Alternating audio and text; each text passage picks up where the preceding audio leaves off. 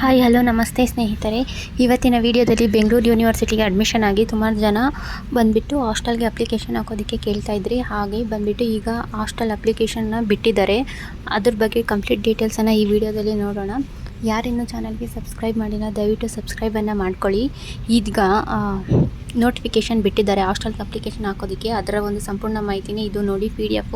ಇದು ಬಂದುಬಿಟ್ಟು 24 ಮತ್ತು 25ನೇ ಸಾಲಿನ ಮೆಟ್ರಿಕ್ ನಂತರದ ವಿದ್ಯಾರ್ಥಿ ನಿಲಯಗಳಲ್ಲಿ ಹೊಸದಾಗಿ ಪ್ರವೇಶಾತಿ ಬಯಸುವ ವೃತ್ತಿಪರ ಪದವಿ ಹಾಗೂ ಸ್ನಾತಕೋತ್ತರ ಪದವಿ ಕೋರ್ಸ್ನ ವಿದ್ಯಾರ್ಥಿಗಳ ಪ್ರವೇಶ ಕಲ್ಪಿಸಲು ಆನ್ಲೈನ್ ಅರ್ಜಿ ಆಹ್ವಾನಿಸಲಾಗಿದ್ದು, ಈ ಪತ್ರಕ್ಕೆ ಲಗತ್ತಿಸುವ ಅನುಕ್ರಮವಾಗಿ ಅಂದರೆ ಇದು ಬಂದುಬಿಟ್ಟು ಇವಾಗ ಯಾರು ಹೊಸದಾಗಿ ಅಡ್ಮಿಷನ್ ಆಗಿದ್ದೀರಾ, ಹೊಸದಾಗಿ ಯಾರೆಲ್ಲ ಅಪ್ಲಿಕೇಶನ್ ಹಾಕಬೇಕು ಅವ್ರು ಬಂದುಬಿಟ್ಟು ಅಪ್ಲಿಕೇಶನ್ ಹಾಕೋರಿಗೆ ಇವಾಗ ಆನ್ಲೈನಲ್ಲಿ ಅಪ್ಲಿಕೇಶನ್ ಬಿಟ್ಟಿದ್ದಾರೆ.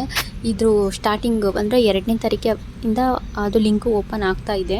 ಸೊ ಲಾಸ್ಟ್ ಡೇಟ್ ಬಂದುಬಿಟ್ಟು ಇದೇ ತಿಂಗಳ 30ನೇ ತಾರೀಕು, ಅಕ್ಟೋಬರ್ 30ನೇ ತಾರೀಕು ಆನ್ಲೈನಲ್ಲಿ ಅಪ್ಲಿಕೇಶನ್ ಹಾಕೋದಕ್ಕೆ ಲಾಸ್ಟ್ ಡೇಟ್ ಇರುತ್ತೆ.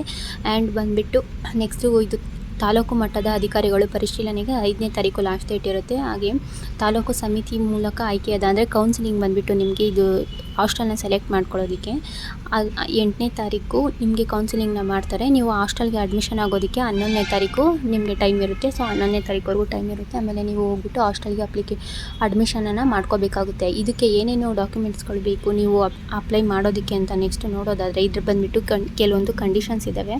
ನಿಮ್ಮದು ಕ್ಯಾಸ್ಟು ಮತ್ತು ಇನ್ಕಮ್ ಸರ್ಟಿಫಿಕೇಟ್ ಬೇಕಾಗುತ್ತೆ. ಮತ್ತು ನೀವು ಕಾಲೇಜ್ಗೆ ಅಡ್ಮಿಷನ್ ಆದಾಗ ರಿಜಿಸ್ಟ್ರೇಷನ್ ನಂಬರ್ ಬಂದಿರುತ್ತಲ್ಲ, ನಿಮ್ಮದು P03NK ಅಂತ ಒಂದು ನಂಬರ್ ಬಂದಿರುತ್ತೆ. ಆ ಒಂದು ನಿಮ್ಮ ರಿಜಿಸ್ಟ್ರೇಷನ್ ನಂಬರು ಮತ್ತು ಕ್ಯಾಸ್ಟು ಇನ್ಕಮ್ ಸರ್ಟಿಫಿಕೇಟು ನೀವು ಇವುಗಳೆಲ್ಲ ನಿಮಗೆ ಬೇಕಾಗುತ್ತೆ. ಇದನ್ನು ನೀವು ಅಪ್ಲೈ ಮಾಡಿಬಿಟ್ಟು ನಿಮ್ಮ ಕಾಲೇಜ್ನಲ್ಲಿ ಹಾಸ್ಟೆಲ್ಗೆ ಅಪ್ಲಿಕೇಶನ್ ಹಾಕಿದ್ದೀರಾ ಅಂತ ಅಂದ್ಬಿಟ್ಟು ಕಾಲೇಜ್ನಲ್ಲಿ ಸಿಗ್ನೇಚರ್ ಹಾಕಿಸ್ಬಿಟ್ಟು ಒಂದು ಕಾಪಿನ ತೊಗೊಂಡೋಗಿ ನೀವು ಸೇರುವ ಹಾಸ್ಟೆಲ್ ವಾರ್ಡನ್ಗೆ ಕೊಡಬೇಕಾಗುತ್ತೆ. ಇನ್ನು ಒಂದು ಬಂದುಬಿಟ್ಟು ನೀವು ಆನ್ಲೈನಲ್ಲಿ ಅಪ್ಲಿಕೇಶನ್ ಹಾಕಿರ್ತೀರಲ್ಲ, ನೆಕ್ಸ್ಟ್ ನೀವು ಕೌನ್ಸಿಲಿಂಗ್ ಹೋಗ್ಬೇಕಾದ್ರೆ ತೊಗೊಂಡೋಗ್ಬೇಕಾಗುತ್ತೆ. ಇದರಲ್ಲಿ ನೆಕ್ಸ್ಟ್ ಕಂಡೀಷನ್ ಏನಿದೆ ಅಂತ ನೋಡೋದಾದರೆ ಅಂದರೆ SC ST ಅವರಿಗೆ ಬಂದುಬಿಟ್ಟು 2.5 ಲಕ್ಷದ ಒಳಗಡೆ ಇರಬೇಕು ನಿಮ್ಮ ಇನ್ಕಮ್ ಸರ್ಟಿಫಿಕೇಟ್ನಲ್ಲಿ ಇನ್ಕಮ್ಮು. ಹಾಗೆ ಬೇರೆ caste 3A 2B 3A 3B ಅಂಥವ್ರಿಗೆ ಬಂದುಬಿಟ್ಟು 1 ಲಕ್ಷದ ಒಳಗಡೆ ಇರಬೇಕು ನಿಮ್ಮದು ಇನ್ಕಮ್ಮು. ಸೊ ಅಂಥವರಿಗೆ ಬಂದುಬಿಟ್ಟು ಇಲ್ಲಿ ಹಾಸ್ಟೆಲ್ಗೆ ಅಪ್ಲೈ ಮಾಡೋದಕ್ಕೆ ಅಪ್ಲಿಕೇಬಲ್ ಅಂತ ಅಂದ್ಬಿಟ್ಟು ಅವರು ನೋಟಿಫಿಕೇಷನಲ್ಲಿ ಕೊಟ್ಟಿದ್ದಾರೆ ನೋಡಿ. ಇಲ್ಲಿ ಪ್ರವರ್ಗ ಅಂದರೆ 2.5 ಲಕ್ಷ SC ST ಅವರಿಗೆ, ಬೇರೆ ಕ್ಯಾಸ್ಟ್ ಅವರಿಗೆ 2A 2B 3A 3B ಅವರಿಗೆ ಬಂದುಬಿಟ್ಟು 1 ಲಕ್ಷ ಇರಬೇಕು. ಮತ್ತು ನೀವು ಆನ್ಲೈನಲ್ಲಿ ಅಪ್ಲಿಕೇಶನ್ ಹಾಕೋದಕ್ಕೆ ಈ ಒಂದು ವೆಬ್ಸೈಟ್ನಲ್ಲಿ ಹೋಗ್ಬಿಟ್ಟು ನೀವು ಆನ್ಲೈನಲ್ಲಿ ಅಪ್ಲಿಕೇಶನ್ ಹಾಕಬೇಕಾಗುತ್ತೆ. ಹಾಗೆ ನೀವು ಏನಾದರೂ ಪ್ರಾಬ್ಲಮ್ಸ್ಗಳಾಗ್ತಾ ಇದ್ದರೆ ಅಪ್ಲಿಕೇಶನ್ ಹಾಕಬೇಕಾದ್ರೆ ಅದಕ್ಕೆ ನಿಮಗೆ ಸಹಾಯವಾಣಿ ಒಂದು Gmail ID ಕೊಟ್ಟಿದ್ದಾರೆ ಮತ್ತು ದೂರವಾಣಿ ಸಂಖ್ಯೆಯನ್ನು ಕೊಟ್ಟಿದ್ದಾರೆ. ಇದಕ್ಕೆ ನೀವು ಹೋಗಿ ಈ ಒಂದು ಸಹಾಯವಾಣಿಗೆ ಕಾಲ್ ಕೂಡ ಮಾಡ್ಬೋದು. ಹಾಗೆ Gmail IDಗೆ ನೀವು ಮೇಲ್ ಕೂಡ ಮಾಡಬಹುದು ನಿಮಗೆ ಏನಾದರೂ ಸಮಸ್ಯೆ ಕಂಡು ಬಂದಲ್ಲಿ.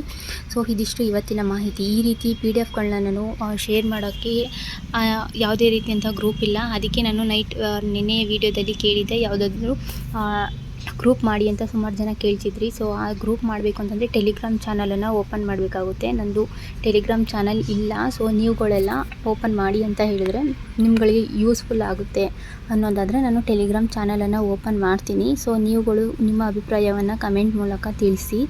ಹಾಗೆ ಇದರ ಒಂದು ಕಂಪ್ಲೀಟ್ ಮಾಹಿತಿಯನ್ನು ಇನ್ನು ಮುಂದಿನ ವೀಡಿಯೋಗಳಲ್ಲಿ ತಿಳಿಸ್ತಾ ಹೋಗ್ತಾ ಇರ್ತೀನಿ. ಯಾರಿಗಾದರೂ ಏನಾದರೂ ಡೌಟ್ ಇದ್ದರೆ ಕಮೆಂಟ್ ಬಾಕ್ಸಲ್ಲಿ ಕಮೆಂಟ್ ಮಾಡಿ. ಹಾಗೆ ಈ ವಿಡಿಯೋವನ್ನು ಲೇಟಾಗಿ ಮಾಡಿದ್ದಕ್ಕೆ ಅಂದರೆ 2ನೇ ತಾರೀಕೆ ಬಿಟ್ಟಿದ್ರು, ನಾನು ಇವತ್ತು ಮಾಡಿರೋದ್ರಿಂದ ಸೊ ನಿಮ್ಮ ಹತ್ರ ಸಾರಿ ಕೇಳ್ಕೊತಾ ಇದ್ದೀನಿ. ಇದಕ್ಕೆ ಅಪ್ಲೈ ಮಾಡುವಂತಹ ಲಿಂಕನ್ನು ನಾನು ಇದೇ ವಿಡಿಯೋದ ಡಿಸ್ಕ್ರಿಪ್ಷನ್ ಬಾಕ್ಸಲ್ಲಿ ಕೊಟ್ಟಿದ್ದೀನಿ. ಹಾಗೆ ಈ ನೋಟಿಫಿಕೇಷನ್ನ ಬಂದುಬಿಟ್ಟು ಕಮ್ಯುನಿಟಿ ಪೋಸ್ಟಲ್ಲಿ ಪೋಸ್ಟ್ ಮಾಡಿದ್ದೀನಿ.